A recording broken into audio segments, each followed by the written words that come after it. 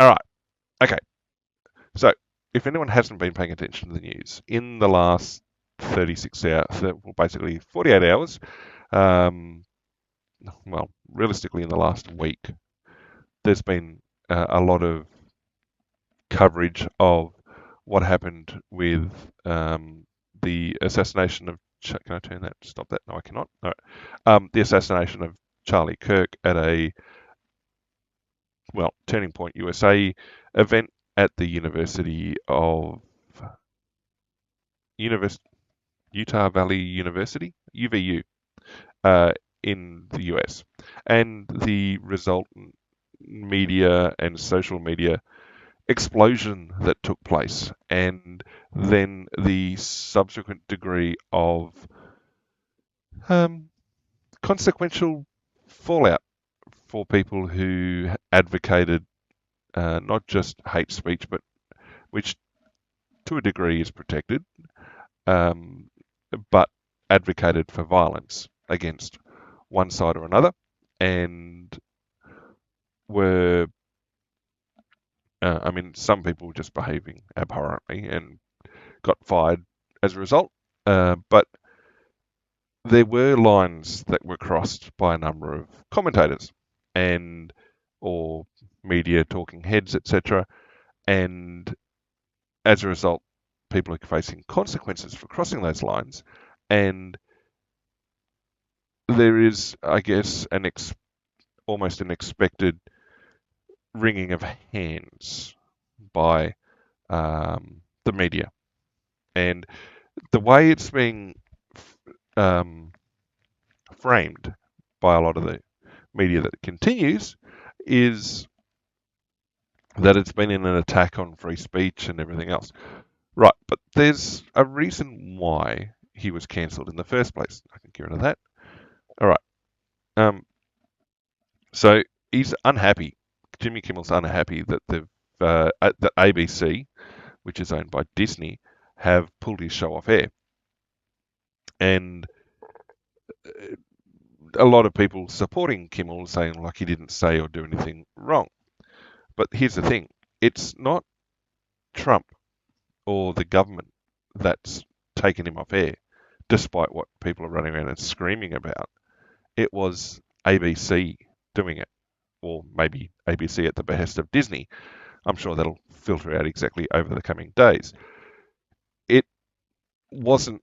Now, there may have been perceived pressure from the government, but in terms of how the not the cancellation, but in terms of how people have been cancelled in the past, uh, media personalities have been fired in the past for making statements in support of one side or the other of politics. Uh, People should not be surprised that eventually there's a little bit of pushback against some of what people have said in recent days.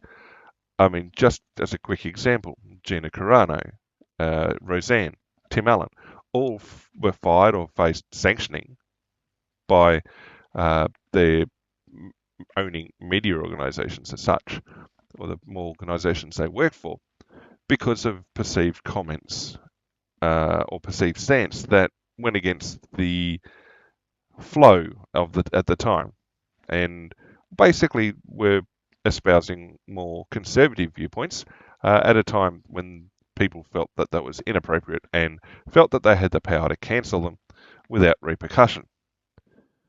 And this is one of the things why it should always be cautioned about bringing into force legislation or social behaviour or practices that target a particular group of people or target a group of people for whatever reason.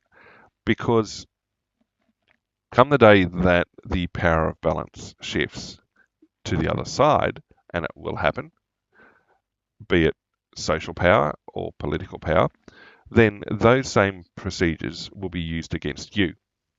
And people should not be surprised that that happens. And so whenever you see stuff rolled out to suppress speech or to stamp down on things, you've got to stop and consider how that's going to look or how that's going to be applied against the people who supported it, because at some point that's going to happen. Whether it's done out of a sense of revenge or just because you now fall afoul of the political winds, so be it. So the, I mean, that's interesting to see uh, that they've included demands of donations to Charlie Kirk's family and Turning Point USA. I guess that's would be seen as a mea culpa, as a means to say, look, what I said was just speech. It had nothing behind it. I don't know that people are always necessarily um, capable of doing it, of separating feelings from words. And there have also been other voices come up in recent days, and the internet being what it is, always remembers things. So there are people who've come out and who were largely apolitical when they were in the public eye, who have said, look, you can't go over certain lines. There are certain things that you should really, from a unwritten social rule, shouldn't be crossing. But people just ran across it and now crying that they've got consequences coming for that.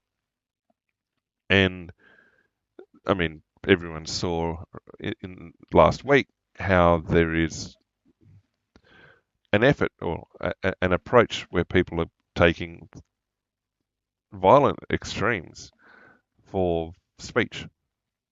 And yep, like I was saying on previous streams, it's sending a chilling effect through various creator communities in particular, but also sending it a bit wider as well.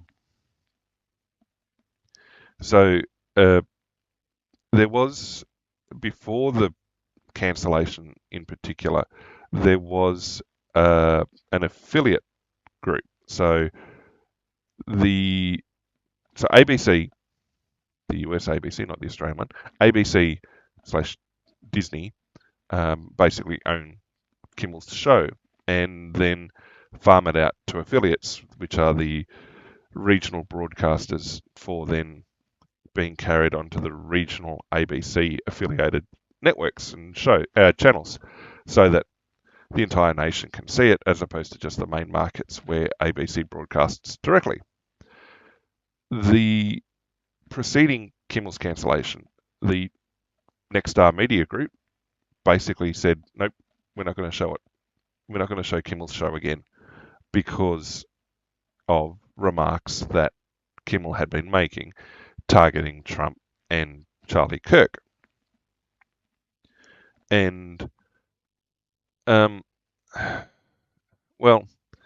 Kimmel appears to be, trying to continue to thumb his nose at things. But the funny thing is about going to Colbert's program, not only is it a competing network, Colbert's also being axed next year. Kimmel's contract was also scheduled to finish in May next year, so there was always the chance it may not have been renewed. Colbert's show, whilst there are concerns, obviously, from people about the nature of the speech Colbert has often been putting on his show and the slanted nature of most of it. The justification given by CBS for the cancellation is that his show is not financially viable and has not been financially viable for a long time. And people point to it as, well, in general, people would expect the show to be fairly neutral, but given how politically slanted it ends up being, it drives away a section of the population, which is roughly 50%. If you're going to drive away at least half of your potential viewer base, I don't know how you could expect your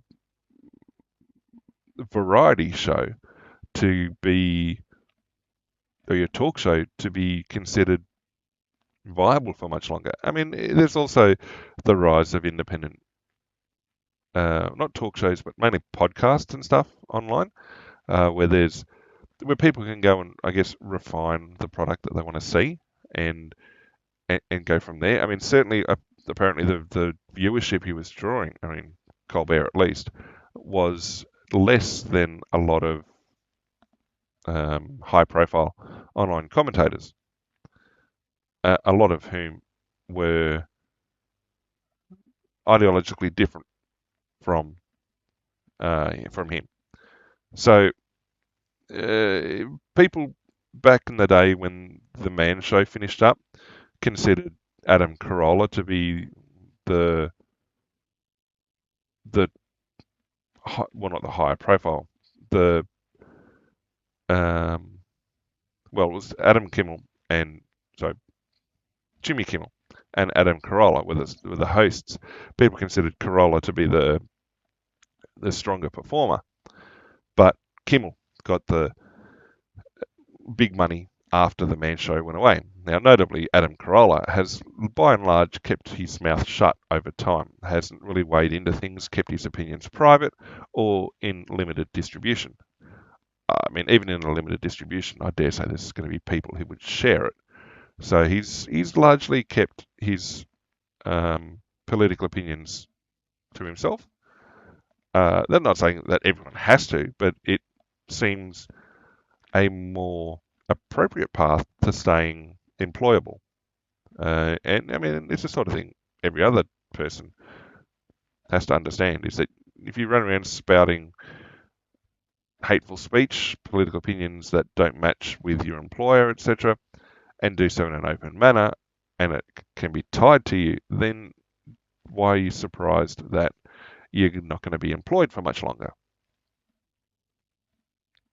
And certainly for the last several years, there's been a group of people who've not been who've not had to be considering the consequences of what they've said, not in terms of physical threats, but even in terms of, well, well-placed counter opinions or people arguing back from an equivalently sized or even larger soapbox to indicate the underlying nature or the evaporating nature of whatever support they might have had. So it's it's not unexpected that they're going to make these demands, to properly apologise or to properly walk back the statements that were made that were across the line. I don't know why people are suddenly thinking it's extraordinary claims or list of demands. It's like, no, you've done something a bit stupid. Either if you want to keep your job, you've got to basically show contrition for what you've done, or you don't keep your job. It's a performance review, basically. He's on a performance plan.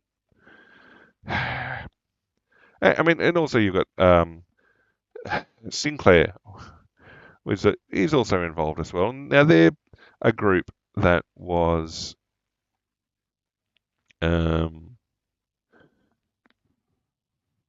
people were getting upset about them purchasing a bunch of affiliate stations and networks across the US because they were saying it was going to allow the organisation, which was, I guess, a conservative leaning, to push a narrative that they couldn't control, that the other people couldn't control. It's like, well, you've been pushing a narrative that someone else hasn't controlled. You're now upset that someone else is balancing the beam, so to speak.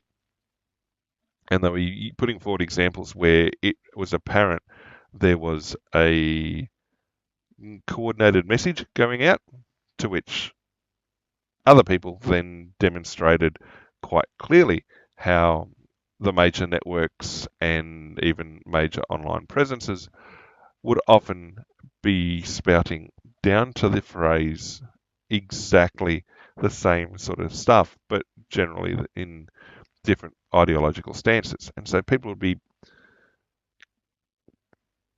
ignoring the log in their own eye, effectively, to point out the speck in somebody else's. So yeah, Kimmel's behaviour was across the line. We'll go with that.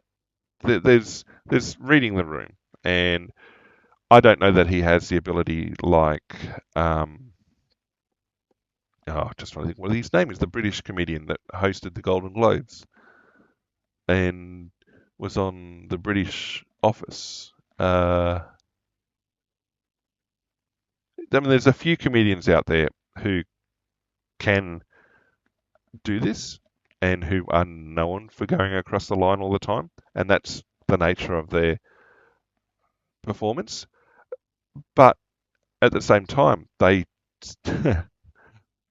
get challenged a lot on what they've said, and um, it's obviously part of them with their humour, but they certainly don't have an easy way because of it. So it's I don't think Letterman's off target here. Now I'll say why Letterman's off target here in the next article we bring up, because it's like because you're fearful of trying to suck up to an authoritarian.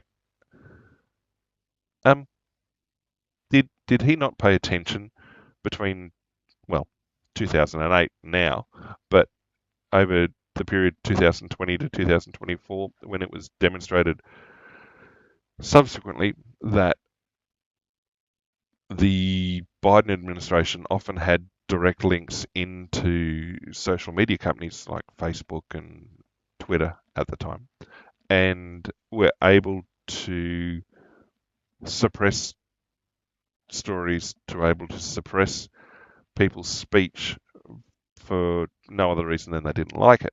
They were able to get those companies to shadow ban or even outright ban people for nebulous reasons. And now Letterman's coming out and going, oh, no, Trump's the authoritarian. This goes back to those previous arguments in previous streams about people not understanding or deciding that anything that doesn't ideologically align with them is authoritarian. Yep, Obama spoke out against Kimmel being taken off air.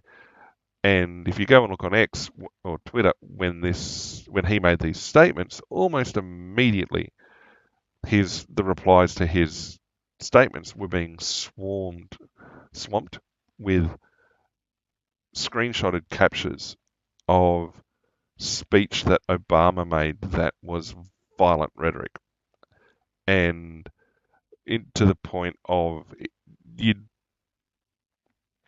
might say, oh no, it's just political speech, but take that away from it and look at what was said, and it's calls to violence. It's people would argue that, oh no, it's being used as a rhetorical flourish. But the problem is there's people out there who don't understand rhetorical flourishes, and it's very hard to see through that sometimes. And if you're going to take what one group of people have said and remove context from it in order to slander them, then you should expect people to take what you've said at face value. And there were many, many, many examples that were flooding his replies, pointing out that not only had Obama said and done things, but the Smith Modernization Act that that Obama had signed had effectively released some of the controls on US media in terms of what they could and couldn't say, and the degree of what some people would regard as propaganda being allowed to be spread by way of US media. Yeah, there's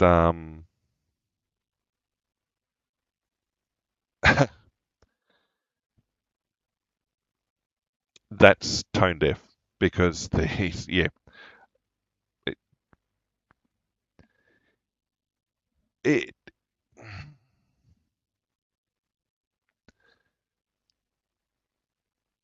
he should know better. As a constitutional scholar, he should know better.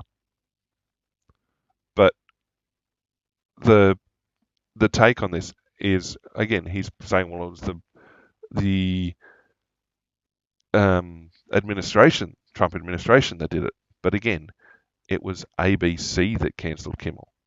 Now, they may have been trying to preempt a move from the Trump administration, but up to that point, it had just been words, Trump saying, look, no, I didn't like what was done.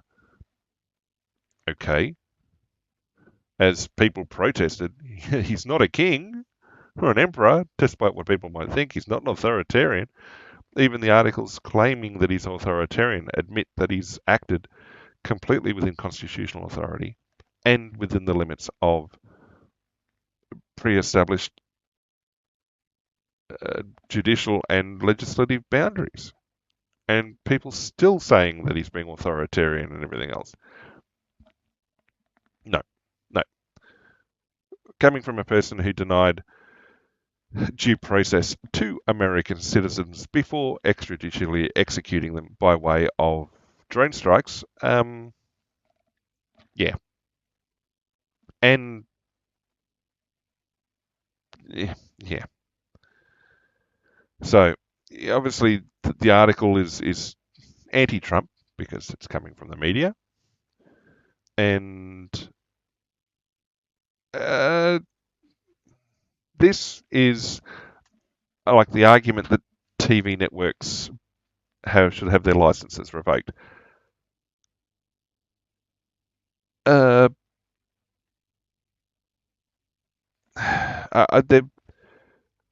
The Fox News channel used to call itself Fair and Balanced, and people were like, no, you're not.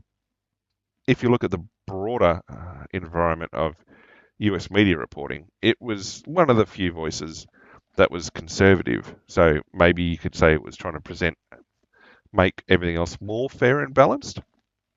The argument coming from Trump here is being ignored by people in favour of, oh, he said cancel them. The argument being put forward is, well, if they're that heavily slanted, do they meet their requirements of their licensing under the FCC? Are they, if they're going to be that heavily slanted one way, now, then you go down to the argument of how accurate is the news they're reporting or the claims that they're making.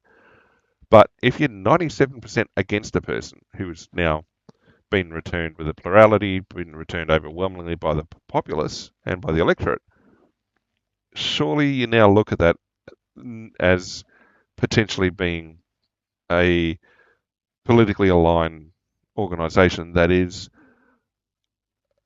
starting to move across the boundaries of appropriate behaviour and become heavily slanted in what they say and do, and whether that then still meets their requirements or still meets their licensing terms. Again, he's not creating new laws. He's just suggesting that maybe these organisations are not meeting their obligations that already exist under the legislation. And CNN, MSNBC, Fox have more leeway because they're not broadcast stations, they're cable. And so cable networks have greater flexibility in the content they're able to produce and the amount of outright politicization that they're able to present compared to the broadcast networks. Now, the broadcast networks are licensed and managed separately. And I don't know that people necessarily knew that there's a difference or meant to be a difference between them.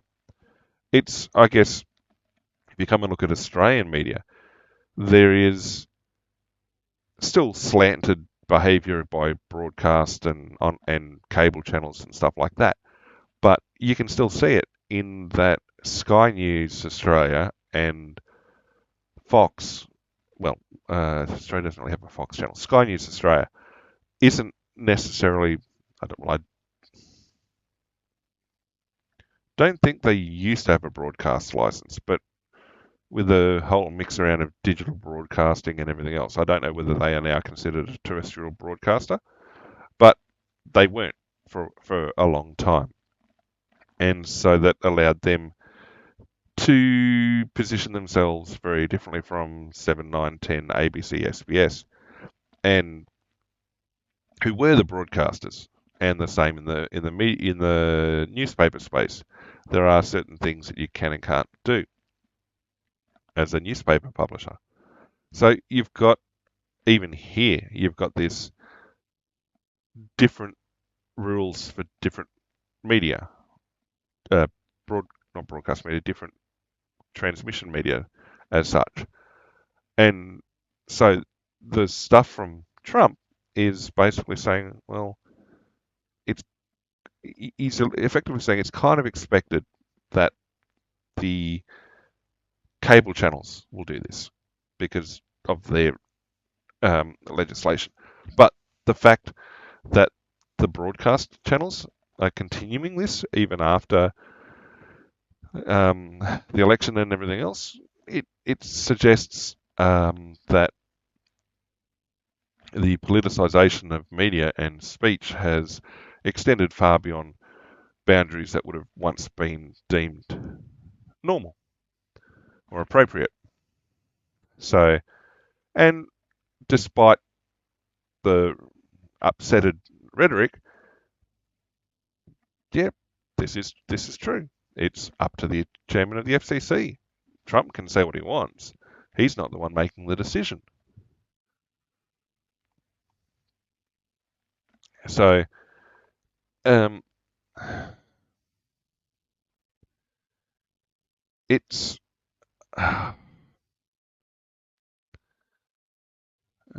he's made some very inaccurate. I say what Kimmel had done was made some very inaccurate statements in regards to the nature of the shooting and how it approached.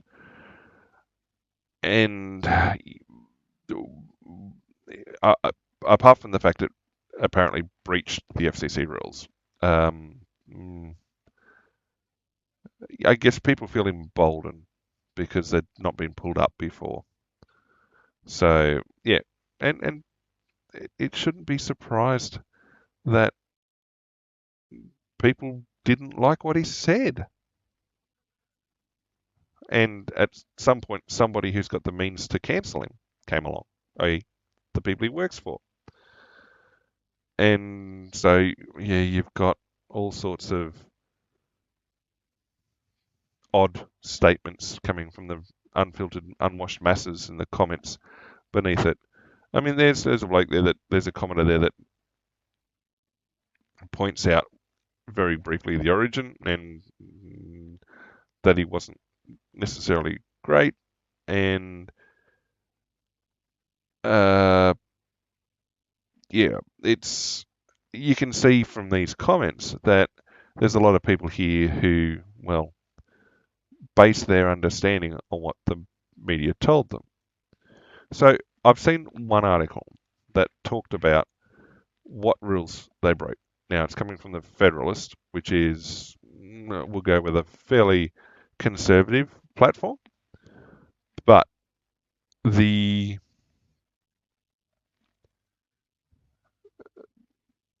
it seems to be the only one that actually talks about what the FCC issue was that he broke.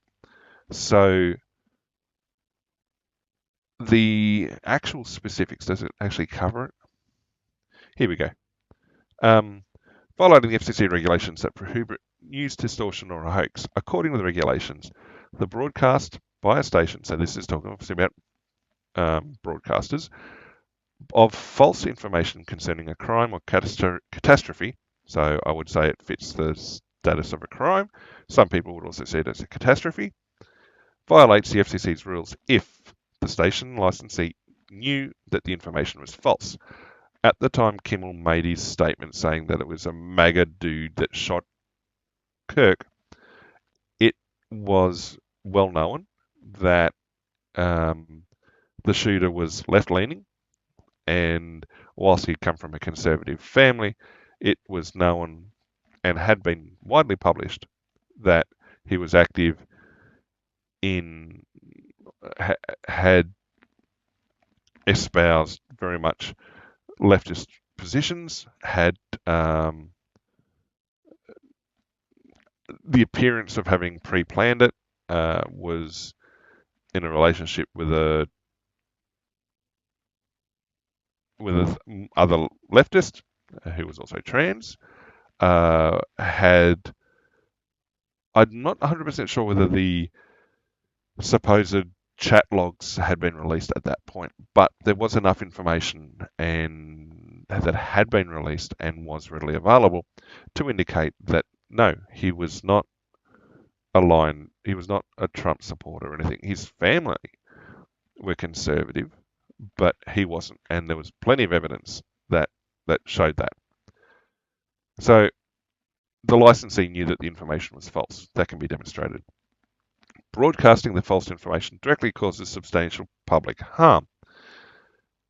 Given the size of the soapbox that Kimmel stands upon, he is able to push his speech far wider, far louder, and with far more authority than somebody who's trying to point out the errors in what he has to say. The old, a lie will travel the world before the truth can get its shoes on. But to do so with supposed authority can be argued that it's pushing, not only is it pushing a false narrative, but it continues to stoke the flames of division.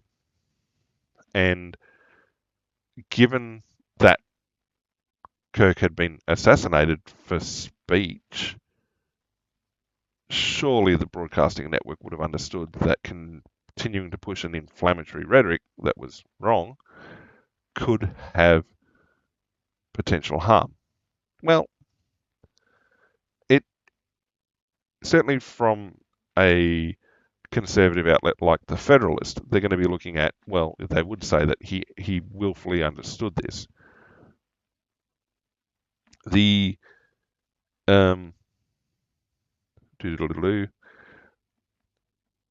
the idea that the FCC license requires them to serve the public interest. So this then comes to, I guess, what Trump was alluding to when he says, look, if these FCC license holders are going to be 97% against me with what they cover, how is that in the public interest, particularly when over half the electorate voted me in?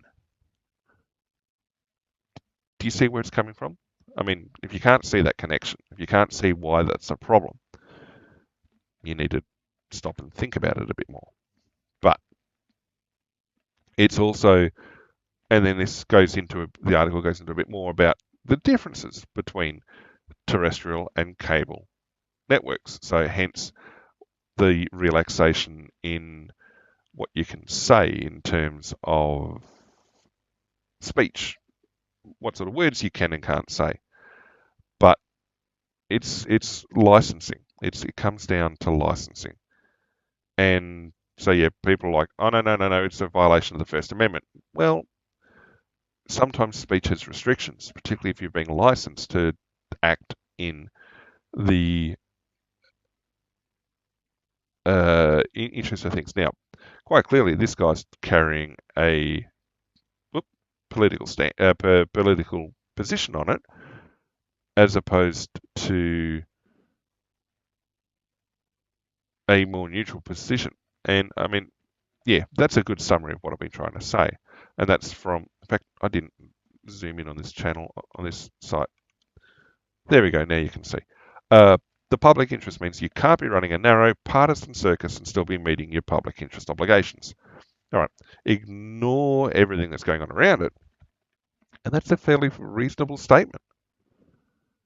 Irrespective of who's in power in the White House or Congress or what took place, that is a fairly reasonable statement, irrespective of which partisanness you're talking about. And yeah, you shouldn't be distorting the news. It's uh, it's interesting. Um, I mean, the article continues on more. I mean, obviously from the conservative viewpoint, it also points out, which a lot of the other articles have kind of missed, that NPR and PBS have faced funding issues after basically being shown and admitted to be very, very partisan in their coverage, which that P word letter tends to suggest that you should be presenting all information to your viewers because you're publicly funded. Your role is not to take a side. Your role is merely to report what's there.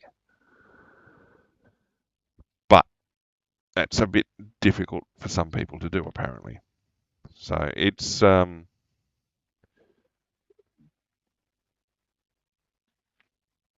of sad that it's only an organisation like the Federalist, so an outlet like the Federalist, that covers it. Whereas, I mean, even here in Australia, there's concerns about what can be said or done in terms of speech. There is, and we're not covering it today. Not, in fact, we're not covering it. Uh, there's an article to do with some stuff in Queensland recently, where basically it was there are limitations on what you can and can't say. Australia doesn't have a First Amendment type free speech protection and doesn't have whatever Keir Starmer thinks the UK has. There are limits. You can't be advocating hate speech. You can't be advocating violence. I mean, there was an attempt in federal government recently, not long ago, to update the legislation that covered different aspects of hate speech, and there are struggles, particularly as you had various interest groups saying, well, look, this should be regarded as hate speech, but that shouldn't, and people going back and forth trying to obviously protect their interests whilst retaining as much free speech in the other direction as they could. That could be difficult, but there is still limits of what you can and can't do. So you've got a post allegedly from a member of the South Australian Police Force that, well, implies that the death of Charlie Kirk was something wonderful. And does that cross the line for uh, actions, appropriate actions? Then they can be, well, they're being investigated under the Police Complaints Disciplinary Act. So they could face disciplinary conduct because of what they've said. Yeah, people in Australia shouldn't think that they've got the ability to say whatever they want about this sort of stuff. They could still find consequence. I mean, how did Australian news look at all this stuff?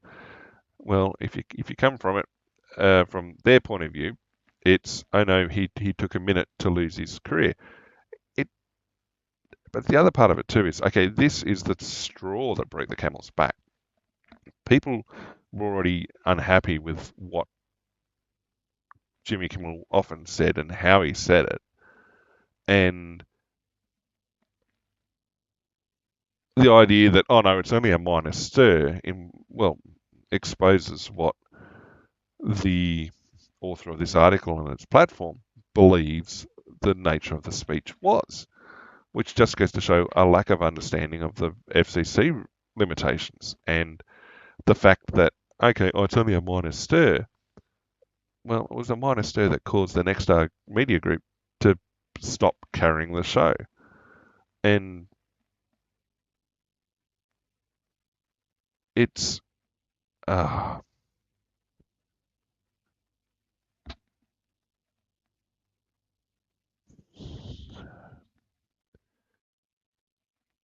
I mean, I don't think necessarily these comments at the end here. It's specifically the comments relating to the assassination of Charlie Kirk. I don't believe that the comments at the end in regards to Trump's response necessarily crossed the boundary or violated, as you saw in the Federalist article, what is appropriate. I mean, funny. Well,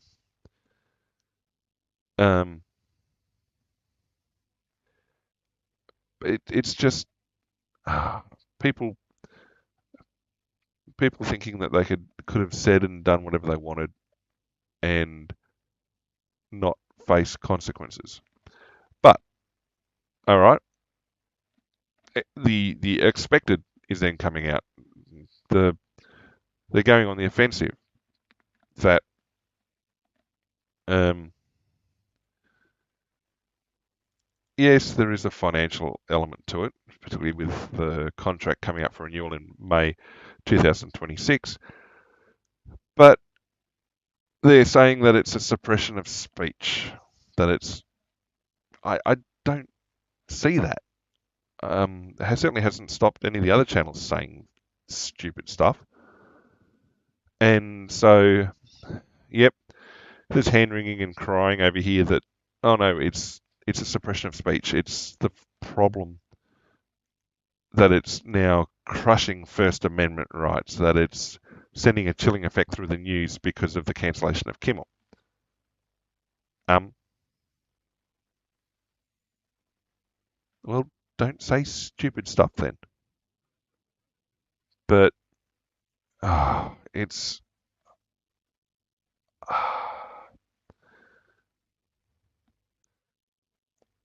it's dismissing the idea that, well, it's dismissing the information that's been building and been coming out in relation to the shooter and where he stands, and it's like, well, no, it's only little information. No, it doesn't matter. This is irrelevant in the grand scheme of things. It's like, well, it does. Oh, look, I'm only slightly left. All right, well, how about the other 90% of the information that's come out that quite clearly positions him in a living in a space that would be regarded as extraordinarily leftist, even in a more leftist environment. And yep, okay, media here's running protection, running distraction over it. And there's nothing in what's come out of Nexstar in terms of the reason why they've decided against it. It's a fairly level-headed statement, and it establishes the reason why they feel that it's not appropriate to carry it. All right. And they're hoping for the resumption of respectful, constructive dialogue. In other words, things have been overheated. All right, well, let's do what we can, take some of that heat off the stuff off the heat, and let things cool down.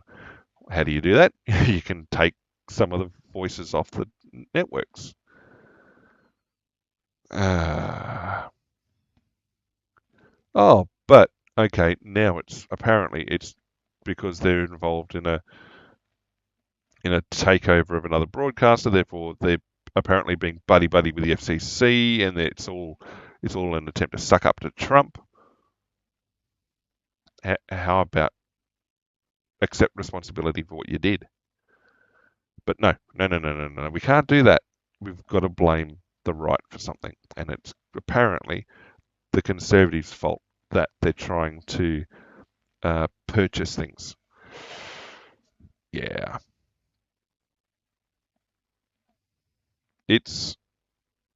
Yeah. I mean, for all the claims of authoritarian behaviour, it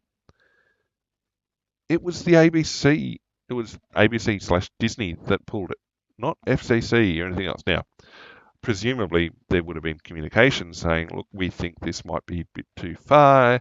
If you don't want an investigation, I mean, we will come and investigate it at some point. Is that an attempt to coerce? Well, no more than anything else. Ah, right. I mean, nothing but speculation. Here we are. Like, where are we in the article? We're most of the way to the bottom. Most of the way to the bottom. Oh, it's not. We can't do causal links. But I've just spent the last couple hundred words of article making people froth at the mouth at how bad Trump is and how bad these other people are for cancelling Kimmel, and it's all because of this that I can't prove. Uh, so distrust, claim deceit, block or approve and suit. Well, okay. Hello, where is? Oh, right there. Okay.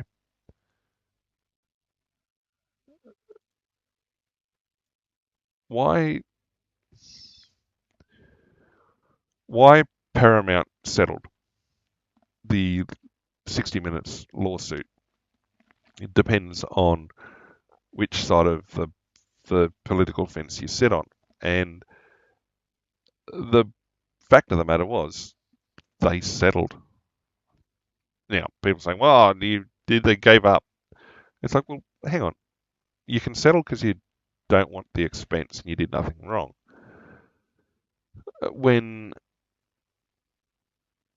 the suit was widely considered frivolous, yeah, amongst a certain group of people, a broader view was that, no, there was merit. Otherwise, it wouldn't have been allowed to proceed. I mean, I'm pretty sure the courts still are not fully aligned with what Trump wants to do, and they'll never be fully aligned. And there's an ongoing lawsuit against the Wall Street Journal and New York Times, and it's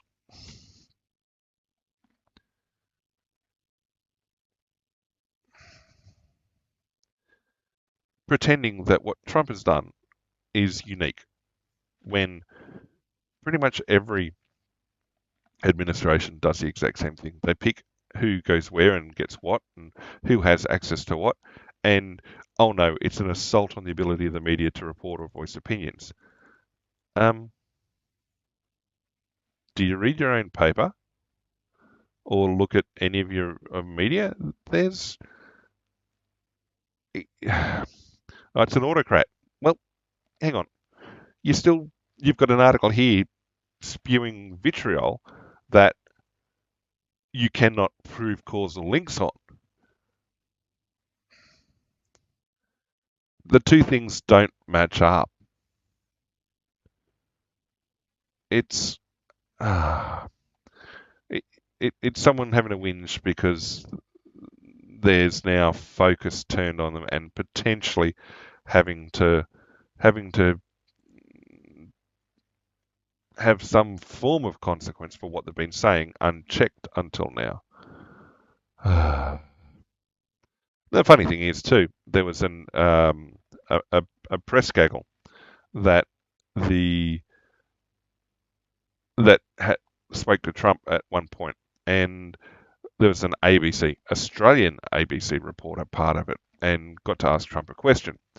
And there's the Prime Minister's going to be meeting Trump at some point, and that is expected to take place. And you'd think, okay, well, maybe there'd be a reasonable question to be asked, but no, nothing to do with that. It was more to do with uh,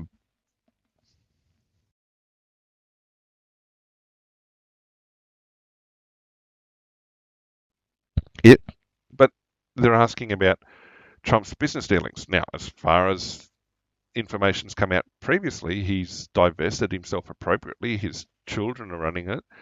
Yep, there's been some things that you could look at and go, well, did he make that decision in order to get a favourable political outcome, financial outcome?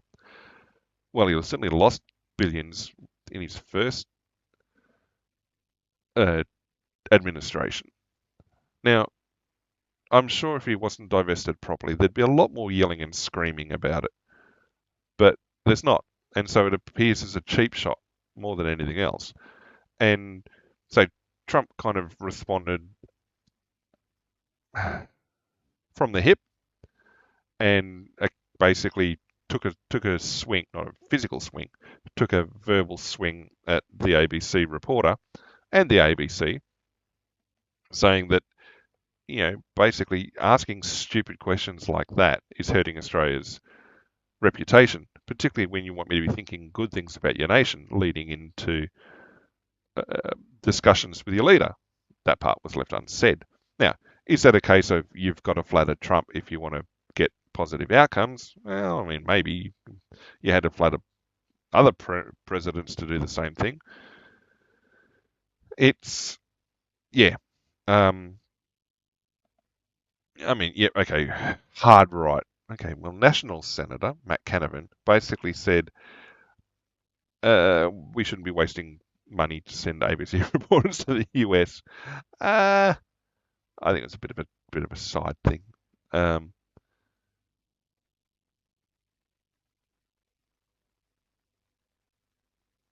yeah, okay, yes, lines.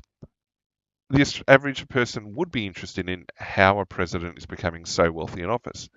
So be honest and show us the wealth that Trump lost in his first administration.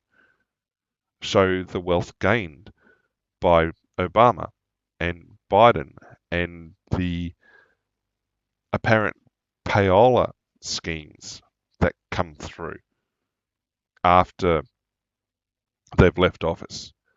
I mean, you look at Obama's leaving office, there are a couple of very big financial windfalls that he gained that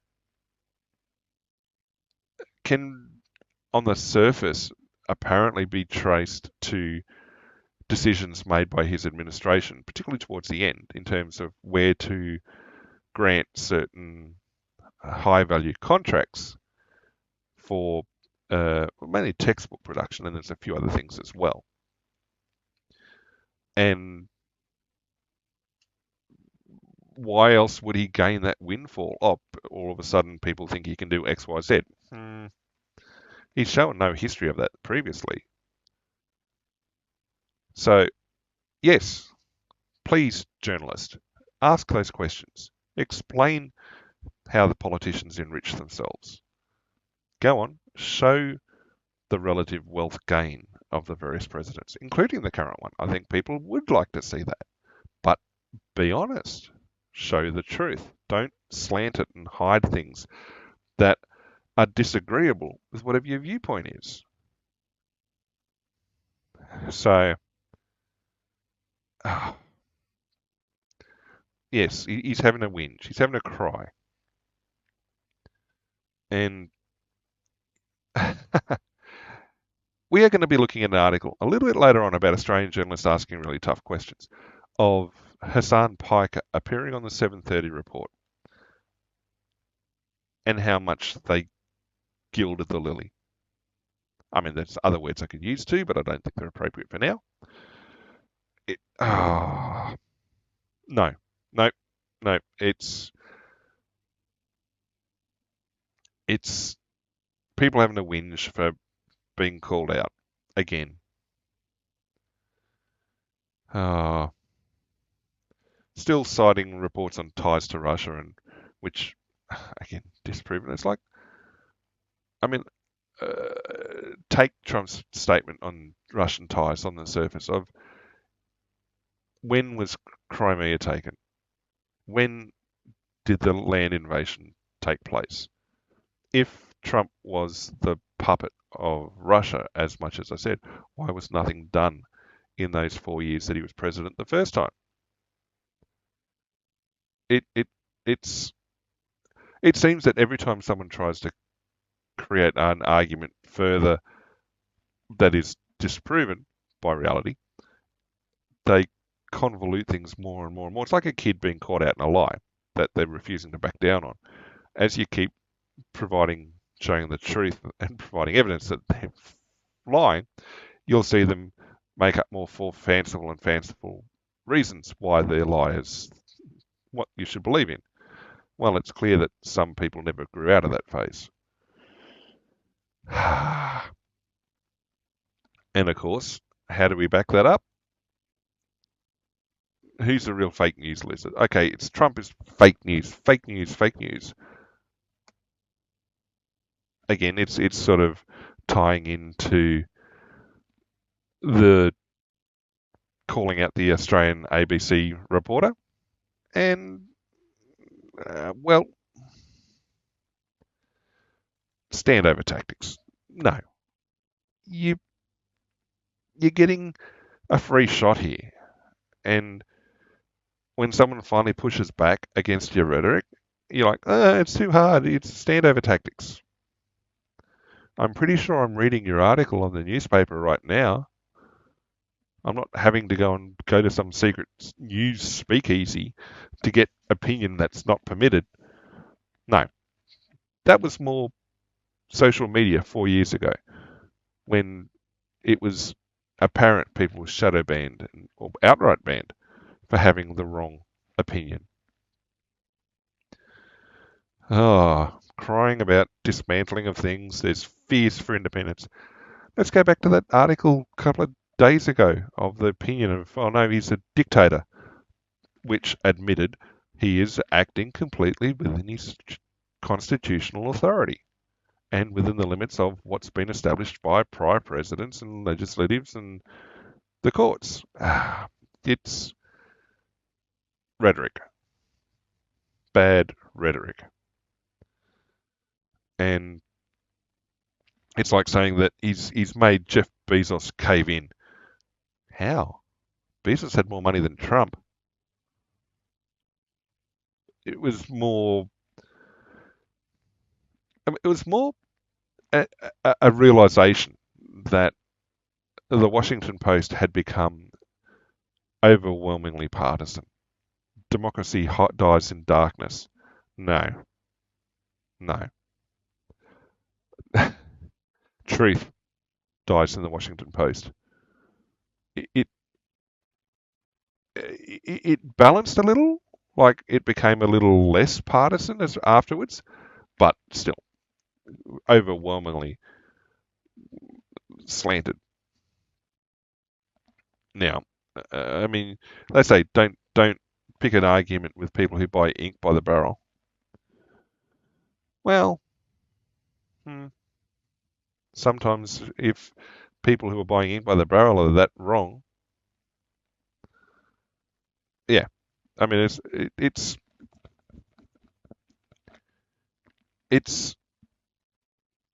also telling when they start losing the lawsuits, that tone changes and everyone else's tone winds up of how much harder it's become. Okay. See, they're like, I know he's significantly increased his wealth since then. Where has the president's wealth come from in this regard? Has it been because of decisions he's made or because of decisions the Congress has made or anything? Oh, therefore he can't seek damages because he's wealthy. No. Bad argument. Bad argument. His gain in wealth was probably always on the cards, and realistically, it's probably a lot less than it would have been otherwise. Was, I believe, tied to the Truth Social Network, and there was a media group built around that sort of thing. That again is divested to his kids at the moment, and it had always been scheduled to either go public or fund or whatever this time frame, irrespective of whether he won the presidency or not. So people are crying about something that had been scheduled and was public knowledge, if you'd chosen to look for it, from well before the election. Like from, I don't know, well, he'd been basically shaping to run since 2020. It is something that was basically had been, yeah, silly arguments. Anyway, the next one. I mean, sticking to it, it's like, okay, we're gonna push the idea that he's still in Putin's pocket. Really? Dear. The Department of War rebranding. Oh, it's because he's tough, man. Which is a bit odd, given how anti-war he has been as a president, how much he's acted not to deploy troops wherever and whenever he can. Oh, but he sailed warships off Venezuela. Okay, yep. And he bombed Iran. Okay, and he also did bomb Syria in his first presidency. The concept of a rebranding of Department of War takes it back to what it was known as through until the Second World War and a little bit afterwards. And there's a pretty good argument for why the rebranding should take place. If you're looking to run projects or put money into defence, are you more likely to give money to a project that is under the Department of Defence or one that's under the Department of War?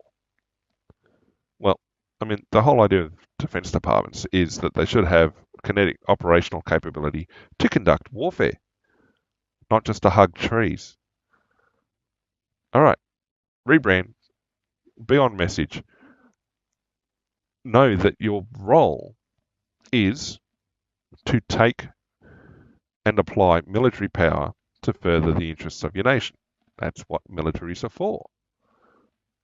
How people go, the defence departments, what? So their role is only to defend the nation. Well, they defend the nation's interests by carrying out hostile actions when they need to, or kinetic actions. Hostilities doesn't necessarily mean hostile. Doesn't necessarily mean bad in this regard. It just means that you're going out and shoving a pointy stick in somebody else's face, whether you need to or not. But the idea is taking it back to Department of War reflects the direction of what it should be, reflects the stance of what it should be, and the fact that, well, a lot of the world already thinks the US military is an offensive organisation that stomps all over the world. But it helps reframe in your mind what you're looking at. And the argument can then be made that, well, it's going to help, well, it's going to stop profligate defence spending because it's now, I'm not going to just give that money to a Department of War. That's going to look bad. Well, I mean, there's a potential part of it, but I mean, personally, I agree with the rebranding. You don't hide from people what the point of having a military is. Well, some people are trying, but there's no point. But oh no, we're going to rebrand the White House the Waffle House. Whoa. You're missing the point. Oh, but no. Putin still owes Trump. I mean, I'm wrong on the Department of War thing, but no, I'm right on this other one.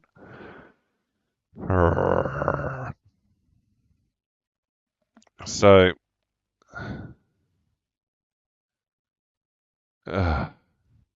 well, what a surprise. Yep. Oh no. This person's in Ukraine's pocket, and therefore everything is going to be bad. And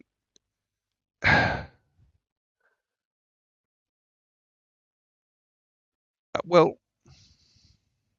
at the same time, I also kind of agree with Trump's viewpoint on this, that at some point, if you're no longer, if you've got to make a tough decision at some point. It's a bit like the decision to withdraw from Afghanistan, which I think came as a surprise to many. I mean, it was always probably on the cards at some point, but somebody had to rip the Band-Aid off. And I think people who saw Trump as a warmonger were surprised it was Trump.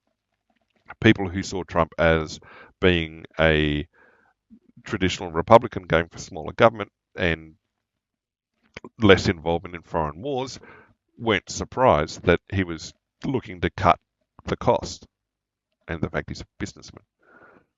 So this NATO thing is something he'd been on arguing against since the first administration, which is that the NATO members need to take greater responsibility for, their contributions. They need to be spending that 2.5%, pretty sure it's 2.5% of their GDP on defence. / their departments of war. And that's part of the problem, is that a lot of these nations in Europe were like, oh, we don't want to spend on our militaries, we've got the NATO shield. Because militaries are, well, expensive, but we're a peaceful nation. Why do we want offensive war capability, sort of thing? I mean, New Zealand's kind of gone largely peaceful because they're like, we cannot fund a expeditionary military like we used to. Okay, fair enough. They can't afford it. They've recognised it and made it clear that that's the case. But the idea is that, well, if NATO's going to sit there and scream about things, then NATO needs to stand up and front up. And it can't just be the US carrying it. And so Trump's stance of, well, look, if you're going to scream about it, do something. It shouldn't just be the US funding it. And at the same time, there comes a point when there's going to be sunk cost. You're not going to get the money back. You're not going to get a return. And you need to then look at, are we at a point where we should stop? Now, we'll look at this a little bit later on about the drones and everything else that's going on. But is there a point where we should be stopped? It's not a case of abandoning Ukraine, but a recognition that it's a bottomless pit of money. And nothing really changed in terms of corruption between pre-2014 and now. So, And that goes then to like, well, you look at the timings of the border breaches by the drones as being very suspicious. Auspicious, maybe. Some people would see it as auspicious. But the timings seem a bit on the nose. So, and yeah, like I'd said previously, Trump comes out and says it could have been a mistake, again, which goes to support my argument that there is a channel of communication between Russia and at least some people in the West that allow them to rapidly update when things go wrong. So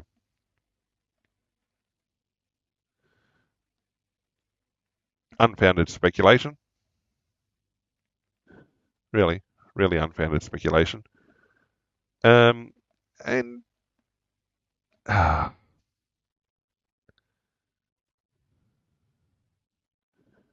yeah, no, this person's like obviously disagrees with Trump and everything else, but they're being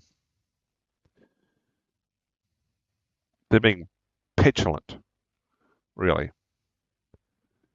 And the complaining about Trump's not doing enough to sanction Russia. Well, he points out that NATO nations have still been buying oil from Russia. I thought that had been cut off 3 years ago. The fact that that's still going on, okay, I'm I'm very surprised. And the idea that, oh no, well, if you're going to sanction Russia properly, you've got to sanction China because they're also helping Russia stay afloat effectively, although kind of not. Then that raises an interesting question. Oh, people are like, oh, I can sanction Russia, but still buy their oil. But the consequence of sanctioning through a tariff half the world's population, when you're reliant on a lot of exports from those nations, yeah, now there's going to be some consequences for people. Can your economy sustain the loss of it? Now, obviously, Trump's trying to not nationalize, that's the wrong word, bring onshore. There you go. Onshore a lot of industries that were offshored previously. Bring manufacturing back within the US. Bring, the production pipelines into the US. Now, foreign companies can still build factories as long as they're within the US and staffed and stuff. It's to promote the US economy. Fair enough. Tariffs, some people say wrong, right, whatever.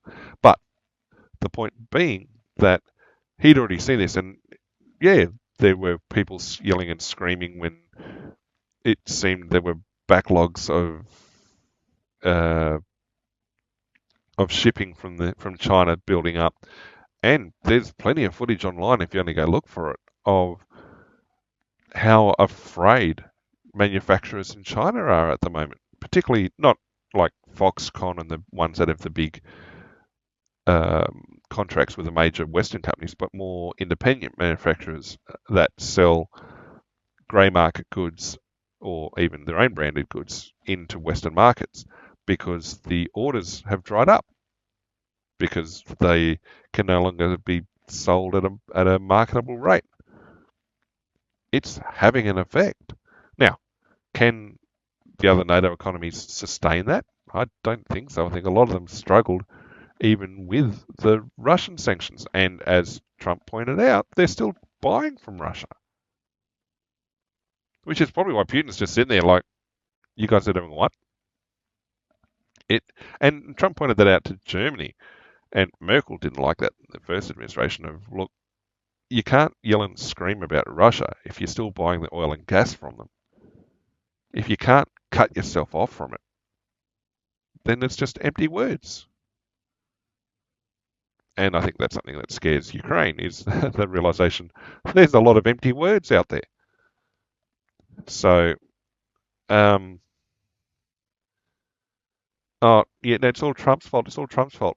Oh, but finally they're acknowledging that Ukraine is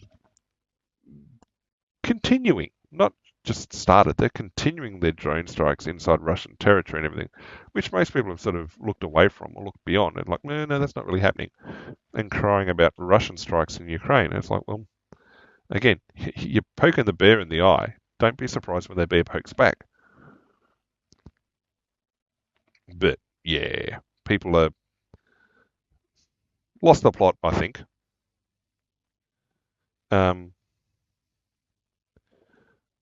This statement, though, is correct. Trump is just, well, I wouldn't even go since World War II. He's unique. He is unique as a president. He is a businessman first and foremost and a politician second, or not even a politician at all. And that scares people because they don't know how to deal with it because they've been taught through their political science courses and their political degrees and studies and years of politicians of this is how things are. And then a businessman comes along and goes, nope, this is how we're going to do it, and demonstrates the failure of why there's been inaction because of political reasons more than anything else. And it scares the political class because they've built their empires on the way politics was done. And it scares them because it shows just how thin the paper mache veneer is. So, yeah.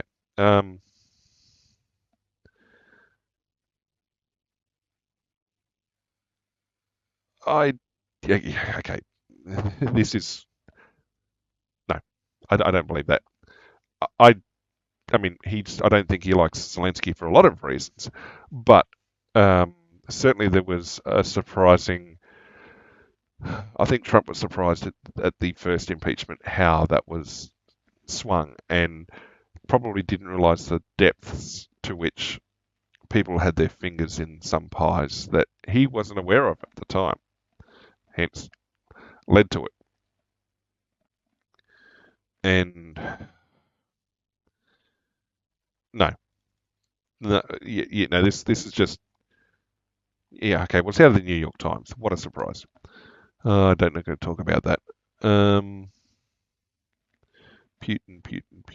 Okay, we've covered that one. Okay, returning a little again to the Charlie Kirk stuff.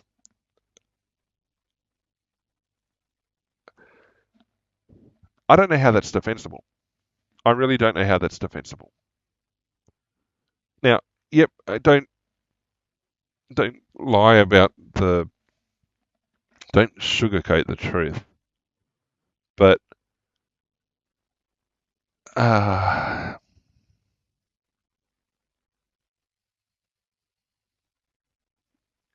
breaking a societal norm like this can only end badly, very, very poorly for people. And uh, well, if you're unsure why your behaviour should change when someone dies, have dignity in death. It's your ignorance of societal norms. You disagree with societal norms. Oh, you're saying it's because it's of spirituality or it's a Christian thing. No, I mean, okay, well, you've just told me where you sit in that world, but no, no, don't. That's not true. It's speaking ill of the dead is just having respect for the individual. The idea that they're now past, they can no longer argue back. They've got no means to do it. That there are going to be people who are going to mourn their passing. That you continuing to be inflammatory and hateful towards their corpse isn't going to give those people who need time to grieve the ability to do so effectively. That you're just going to upset them further and potentially lead to an aggressive, angry response out of them.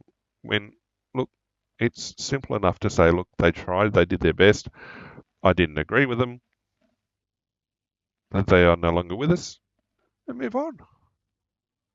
Walk away from it. But no. I'd rather stand on the ashen back and keep spitting rhetoric. It's just like, why shouldn't I speak? So why should I stop? So why shouldn't I be allowed to speak ill of the dead? Oh, I'm not in the camp of celebrating his murder.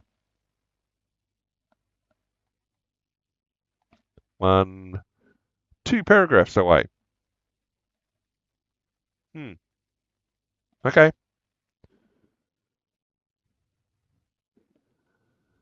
Ah, boy.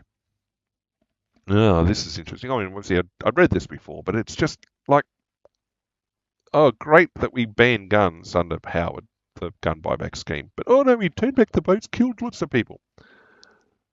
Go ask the Mediterranean countries how that's going now. Go on. Go ask. Go ask the UK about how they're handling channel incursions. Go on. Go ask. And this comes back to an article, a statement I made previously, that there was a lot of rhetoric that chased after this back in the day of people taking a moral high ground that didn't exist and pretending that, oh, it's all bad. But the reality was there had to be a procedure, a process put in place to not only preserve life for those who were in that situation, but that was fair, not just to them, but also all the others who were seeking asylum, whether they were in that boat or somewhere else. But that's a little bit of logic too far for these people.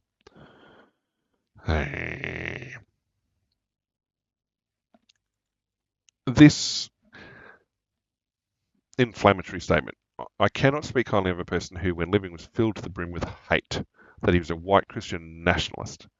He was the worst of US exceptionalism, that he hated Jews, blacks, Latinos, and hated black women. If you go on X more than anything else, there's plenty of people have come out and given the context for a lot of these alleged statements and shown that it was a very selective slice of a discussion, or it was a gross misrepresentation of his position. And a lot of the stuff that has come out in regards to these claims of that why he hated people came from Media Matters. Now, if you've never looked into who owns Media Matters or how they position themselves, maybe you should. Maybe you should go and have a look at what sort of partisan mouthpiece they are and how badly they stretch the truth in order to push their articles and things like that. It's like looking at the ADL's claims of political violence over the last 15 or 20 years and how they've applied their methodology and what is classed as right-wing violence, what is classed as left-wing violence, and who falls into what bucket. And the moment you start looking at it, it all falls apart because you realize that the methodologies used are flawed, are horribly, horribly flawed. Not only are they racist, but they misrepresent the ideology of the attacker, if it's known or not. They ascribe intent where none has been found, or ignore the truth that has come out in favour of the initial speculative report, and therefore, no, it's final. Do not challenge us. And I think, look, bigger scheme of things, I think the ADL and maybe the SPLC are going to be along with Media Matters, but those two organisations are probably going to find themselves a lot less relevant in the future because they've become, the ADL in particular has become attached to this outcoming, and the reality of people now looking at their statements and looking at the facts and then realising, hang on, we can see for ourselves what was said by the individuals concerned, yet you're claiming otherwise. Why are you claiming otherwise? Actually looking at it, and people have become a lot more active and unwilling to take, oh no, I say this, I'm right, do not question it. Well, people are questioning. They should. Question authority. Do not take what you've been told at face value. Understand why it is you're doing something. Understand why it is you believe something. But for some people, that's far too far. And just because he's anti-abortion, it's like Queenslanders have more sense. I don't buy that. Sorry. Discredited great replacement theory. Discredited by who? Oh, discredited by a cherry-picked person from a university that likes us. That doesn't mean discredited. You're stretching the truth. But look at the protests globally. Are they all being discredited? Look at what populism is. Look at the populist response to things. No, you're chasing a ghost that no longer exists. So, yeah, it's just because he disagreed with you, it's like, oh no, he's hatred and division and bad, and it's like you quite clearly have never listened to the full extent of any of his debates, or even attempted to understand why he thinks the way he did, and that if we're to argue that the people challenging him during these debates have the moral authority for the grounding of their arguments, then we've got to be fair and allow him the moral authority for the grounding of his own arguments. And hence, the open, free discussion of ideas. There's been some suggestion that the reason there's such a pushback on his ideas and these sort of articles is because it undermined very directly a lot of these claims, a lot of these beliefs that people carried that have been shown to be charlatan. And as a result, people feel threatened that their belief systems are under attack.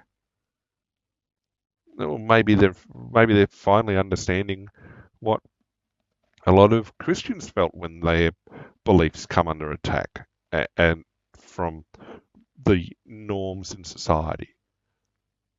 It's again, people have lived in an echo chamber of ideas that have not been challenged or been allowed to be challenged, and so they fester and corrupt because they stew in their own juices. There's no one there to prune them back if they go too far, or if they prune them back if they're incorrect. And so when they finally come up against somebody who challenges that with competing ideology in speech, they react the only way they know how, with a temper tantrum. And so crying now about people being held to account for what they've said and done, and oh, it's the US is a bunch of sooks, and it's McCarthyism coming back. As I said previously, if Trump was even a fraction of the dictator that people claim that he is, well, not only would we have right-wing death squads roaming the streets that they want, you wouldn't be seeing this sort of speech. This just would not exist. But no, they paint themselves this straw man argument of a boogeyman that doesn't exist, and they hide behind their free speech protections and use it to build rhetoric that has sadly led to violence. So, yeah, incorrect ideologies, poorly created articles.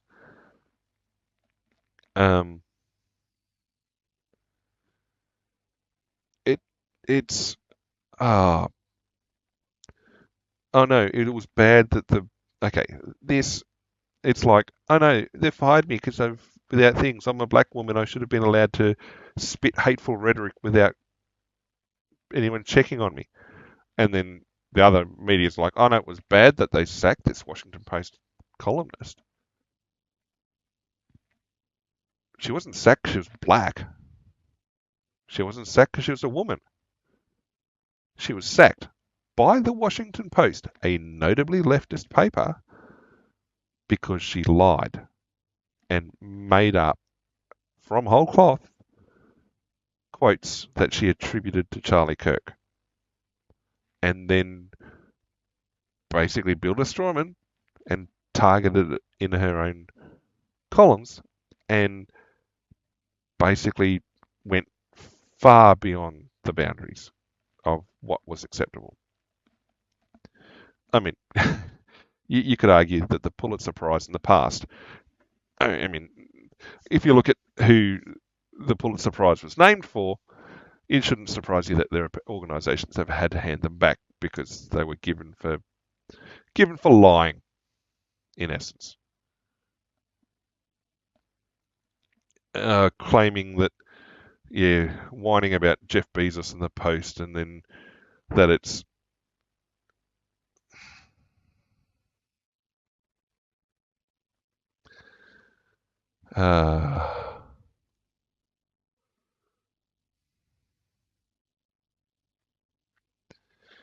yeah, no, I don't want to read the comments on that. Really don't. What else do we have coming through? I mean, there's also then the BBC had a bit of a take on it, and they're arguing over it. What the BBC have done is go and talk to Jimmy Kimmel's supporters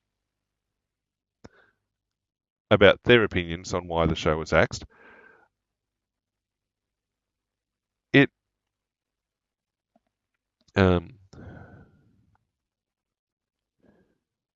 it says, I mean, the BBC says it was, well, the FCC threatened to act against the ABC, so the ABC then went, fine, we'll take care of it. But among the top chat show personalities, okay, give us the actual figures. Give us the actual figures. And it's, yeah. There was one reason why I picked this up. There was something in here that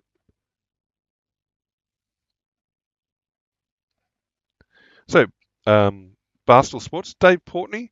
Now, I don't think he's necessarily conservative or anything like that. I always thought he was. I mean, Barstool Sports are what they are. But this is a fair statement that when a person says something that a ton of people find offensive, rude, dumb in real time, and then that person is punished for it, that is not cancel culture. That is consequences for your actions. Right. That is a very nice way to express what I've been trying to say for a fair bit. But it'll be interesting. But yeah, as you can see, the fans and stuff not understanding what it was, and then you've got people coming out and saying, "Oh, but."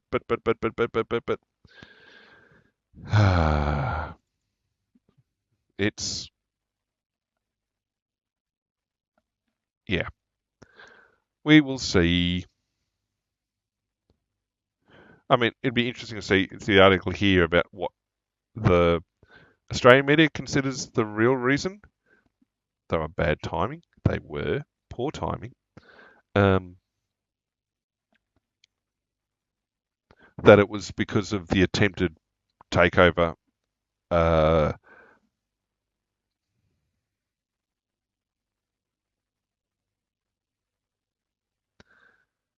Wait a second. That's not the way the article was previously written. Previous articles were written. The other articles were implying that Nextstar owned the affiliate channels, that they weren't ABC's parent company. As far as I was, ABC's parent company is Disney. Hmm.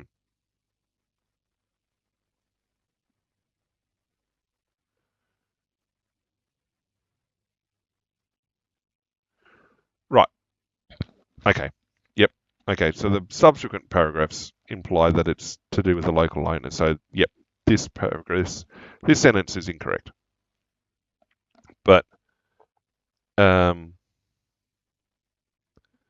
ABC parent Disney. Yep. Okay. So that sentence is incorrect. But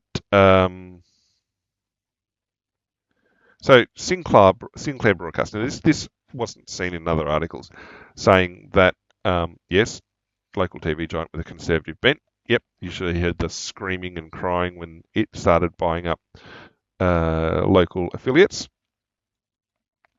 That they're also going to suspend um, broadcasting of Jimmy Kimmel Live, and so you've got a lot of the nation suddenly not able to watch him because of what he said, and um, they're complaining about the FCC. Well, Paramount settled a suit with the president, but I don't know that the FCC had an impact, or maybe the consequences of their own actions. I don't. I mean, the allegation is that the FCC was pressuring the organisations to settle, but I don't. I don't think so. And ABC's settled another suit. It's yeah. So there you go. This, I mean, does go to explain a little bit more about why the FCC has the ability to do and say things, um, and that they were allowed. It's a reasonable statement that, yep, they could be very partisan, despite whole chunks of the population not believing that or holding those views. Which, yeah, okay, so that's not too bad. It's it's interesting though. I mean, okay, that's actually okay. That explains why it's a fairly fair article. It's because it's originally out of the New York Post, so it's not an Australian article at all. It's a New York Post article. I should have read the byline, which then explains it because New York Post is, I won't say conservative, certainly not as liberal as the New York Times. Hence, they're seen as far right. What else do we have? Yeah, another one crying about how it's the actual editors of the Sydney Morning Herald having a bit of a whinge about cancelling is bad for free speech, and it's a wake up call for proponents of free expression. Your pigeons strutting around the chessboard, really? You're also facing a future that is questionable in a media space where information is more readily available, and now that certain administration to social media links have been broken, the exchange of of information ideas is a lot freer than it ever has been. And so people are actually able to see all aspects of an argument being put forward, whether they want to or not. Whereas even a few years ago, the allegation and the proven that they were suppressing those ideas, and yet everyone strutted around like they were winning the game of chess. But no, it's money, it's money, it's money, it's this, it's that. Yeah. Nothing new.